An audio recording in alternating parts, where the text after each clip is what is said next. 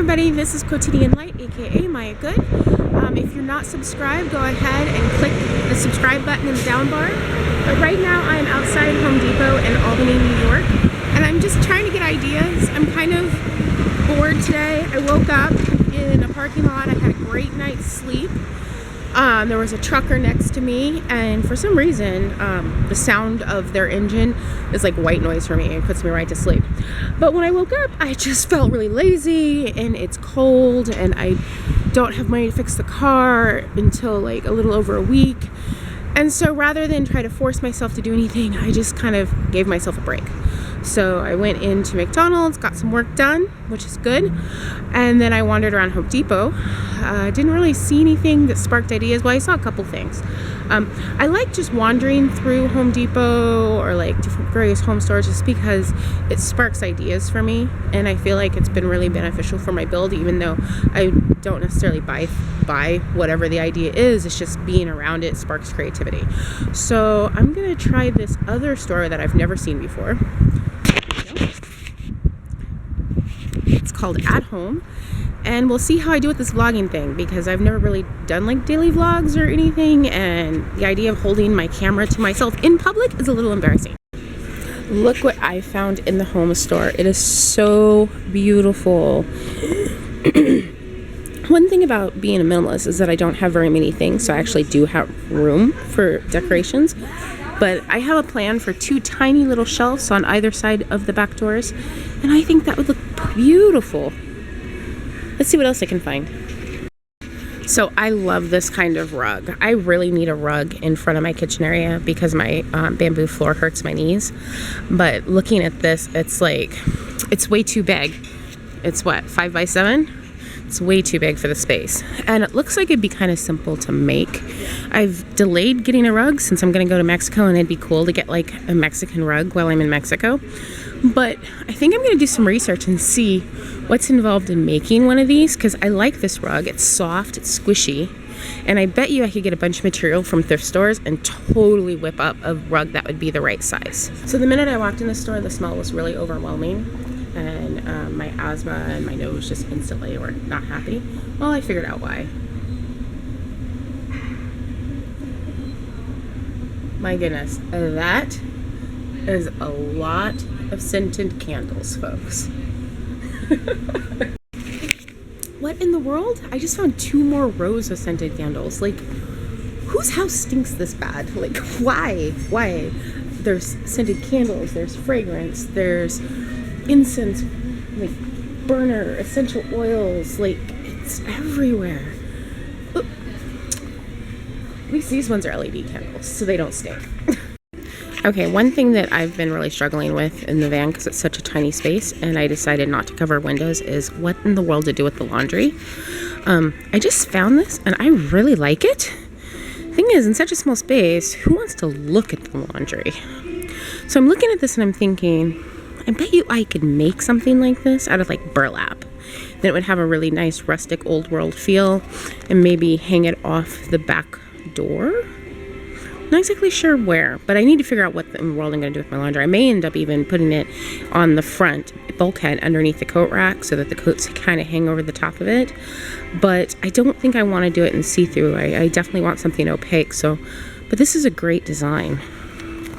Let me just take a look at it. Yeah, I could totally reverse engineer something like that. Really, really nice design. What is up with all the words on everything?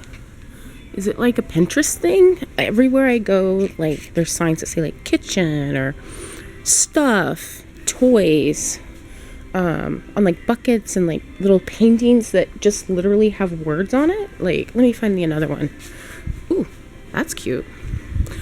Almost my color theme. Totally my color theme. Look, toys, laundry. More words. More words. Words. Play. Your time.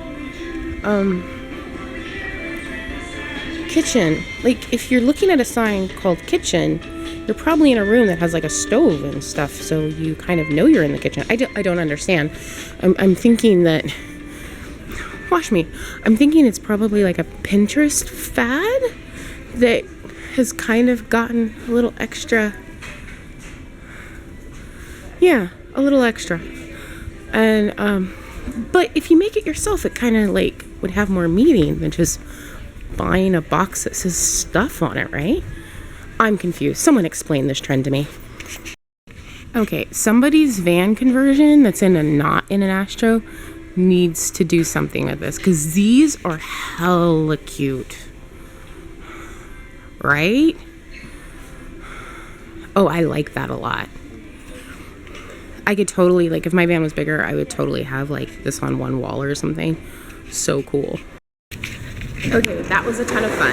I think I like that store. I got a lot of really cool ideas.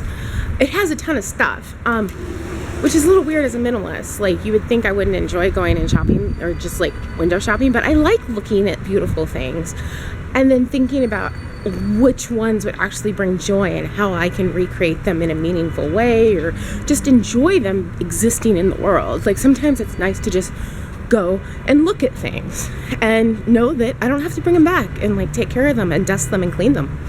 So now I'm gonna go back to the van. Since I'm not working under the hood today, there's a few things I would like to do because there's some stuff that's just like sliding around and just odds and ends that need done. So I'm gonna take you on that adventure with me. It might be a little difficult because I don't have a tripod, but you know, just be patient with me over the next couple weeks. Tripod will happen. So first things first, I actually enjoy working on the van in the Home Depot or the Lowe's parking lot. It's relaxing to have lots of space. No one really blinks an eye. But I always make sure that I park towards the edge of the parking lot so that I'm out of people's way. And so first thing I need to do before I start working on some odds and ends is get reparked.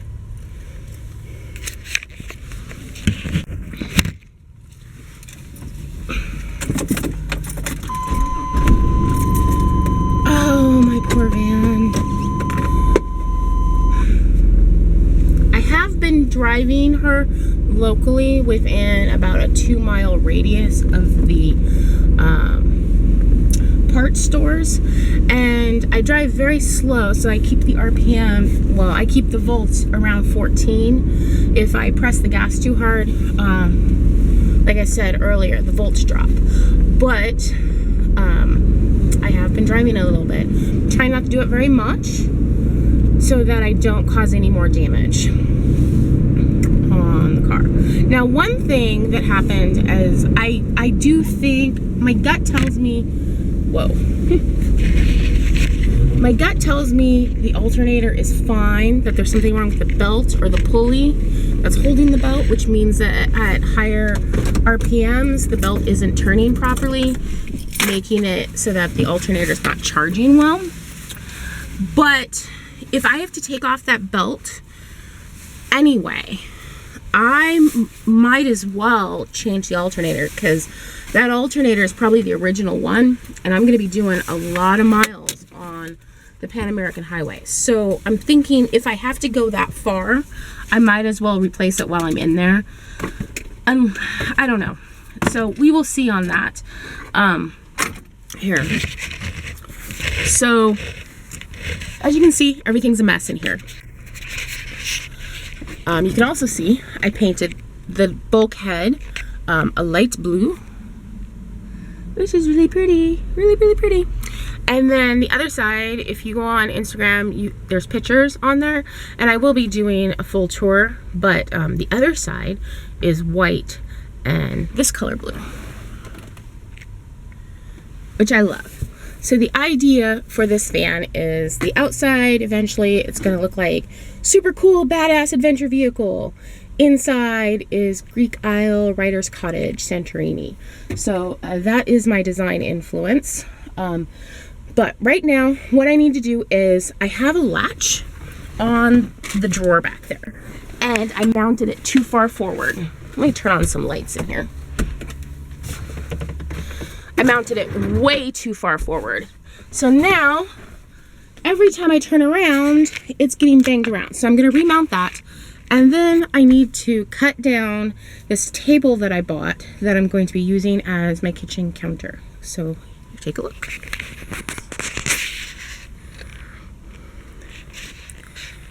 I'm pretty proud of it. The paint job on the blinds is not great.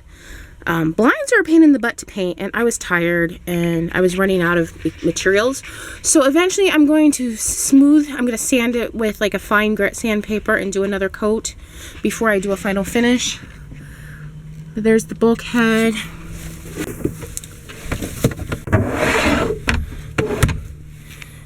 There's my pretty little door. And then my bed. This is hard because everything's a mess. My bed is set up. These middle pieces come out and make it so that that's a chair. And then this side, the top comes up and out, and it's a desk. But I will be doing a full tour later. Right now, I'm just gonna get some work done. And you guys get to watch. And there was light, and it was good. So I'm going to mount my mirror because this is getting banged around. I don't want it to get broken before I even get it mounted. So I'm going to do that today. And I'm going to fix this mess.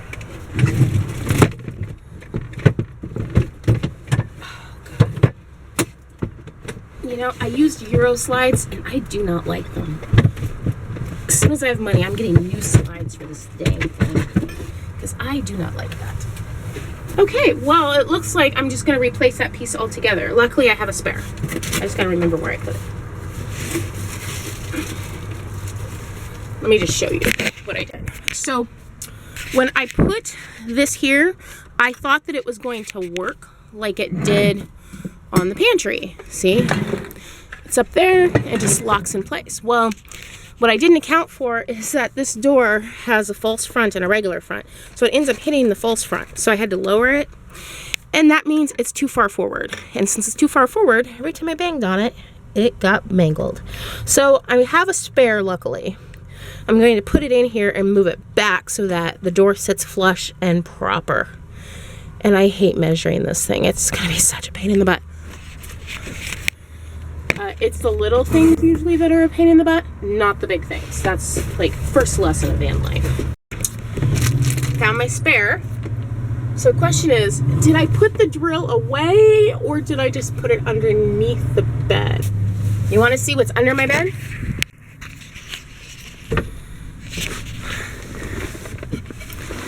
All my camping gear. And then these panels come out. But where's my drill? Aha! There's my drill. I knew I didn't put it away. Thank goodness, because I'm just too much of a hurry to go setting up the desk. I was so excited to start my journey. I was so focused on getting the inside done so that when I was traveling long distance, oh, that chipped. I need to patch that. So that when I was traveling, I would feel comfortable in the van. And then the minute it was done, I was like, yes, I can finally leave. And I just left. And I think that's what was so funny about the car braking, like immediately. So I left Saugerties and the car broke down 50 miles later. So I was heading to Niagara Falls when it broke down. It's totally annoying, but it was kind of hilarious because I've been living in this van for 7 months and nothing. Now, Gerald from Literary Roadhouse said something that made a lot of sense to me.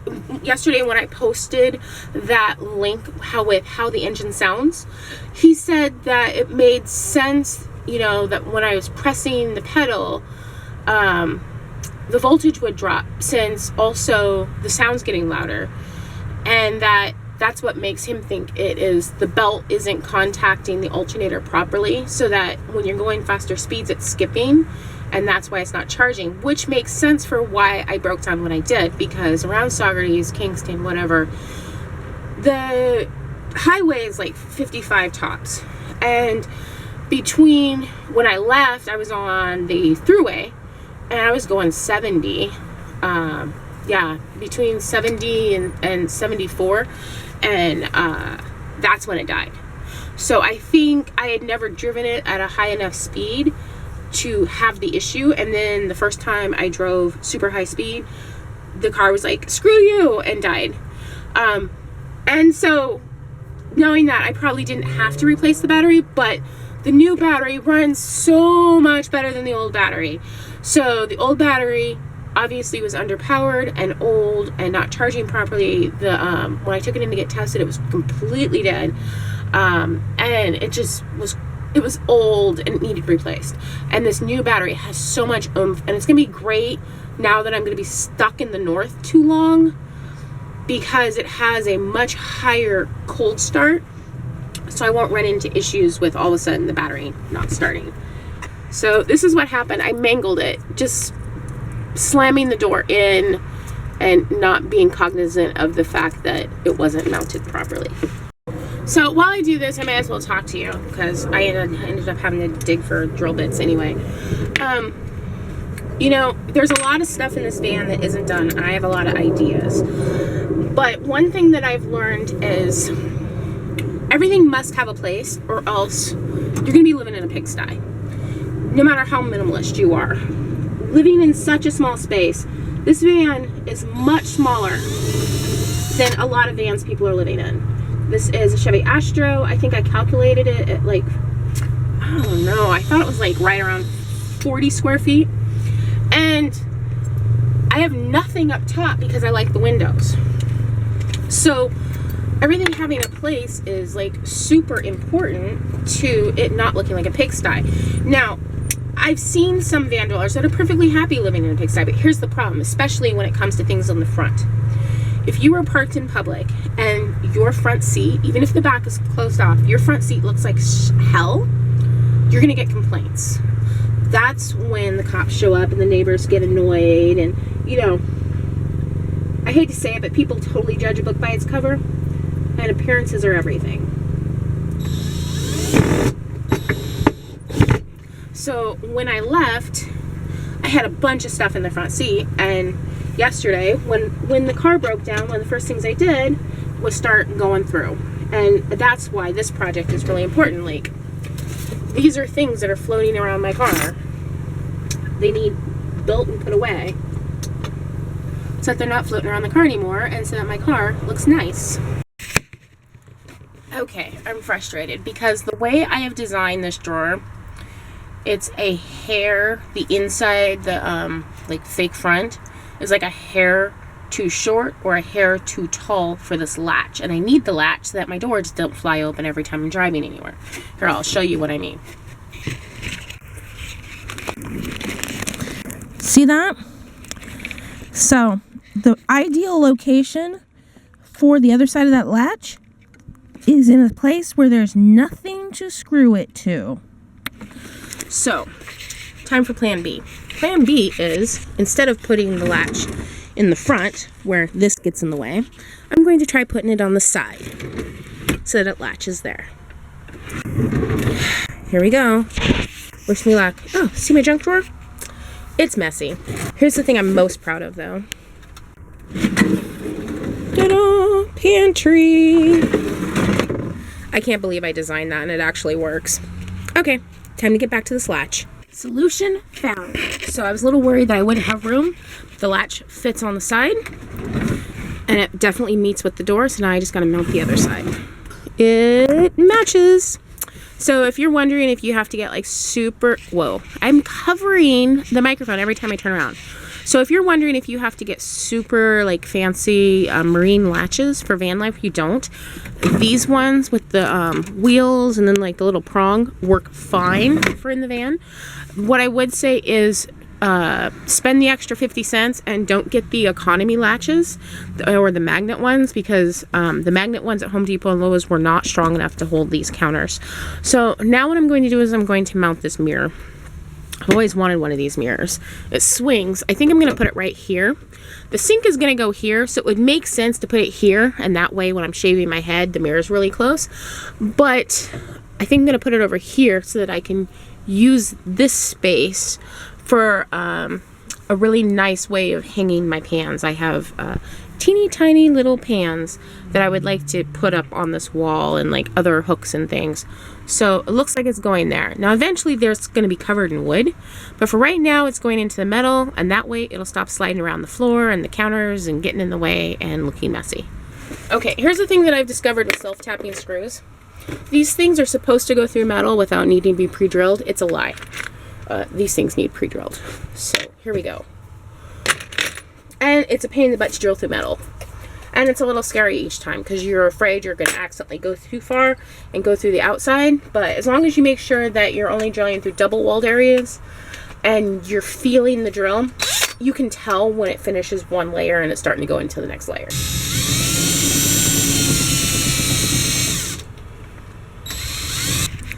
I have a mirror now. Oh, that's cute. I've wanted one of these since I was a little girl. I think they used to be in like the cartoons or something.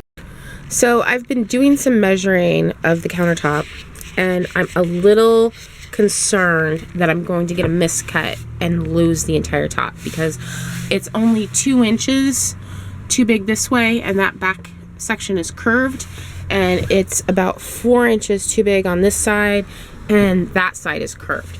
So what I'm going to do is I'm going to wait until tomorrow, and then I'm going to wander around until I find some cardboard. Am I covering the mic again? I hope not. I'm going to wander around and find some cardboard, and then I'm going to place the cardboard on top of the counter and actually trace out a template minus the decorative edge. And then I will lay the template on here, line up the edge of the template to the decorative edge, and then cut properly. Because I don't want to mess this up. This is walnut, and it's pretty. And once it's sanded and I have tung oil on top of it, it's going to be gorgeous. I'm really tired, and it's been a long day. Even though I haven't done much, I'm just tired. It's cold, and I have a lot of stuff on my mind.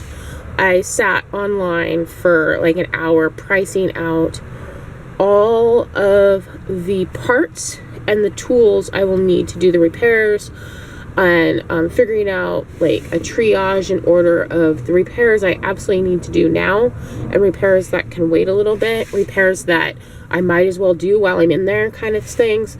So that took some time, and just the mental brain power of being stuck here when I was so excited about leaving. That's hard. So on the plus side, I might, by the time I get out of here, Niagara Falls might be super cold, because last year Niagara Falls froze and it was kind of awesome, and I'd love to see that. Am I still recording? Yeah, I'm still recording. So I'm going to go now. I'm going to set up my desk. I'll include a picture here.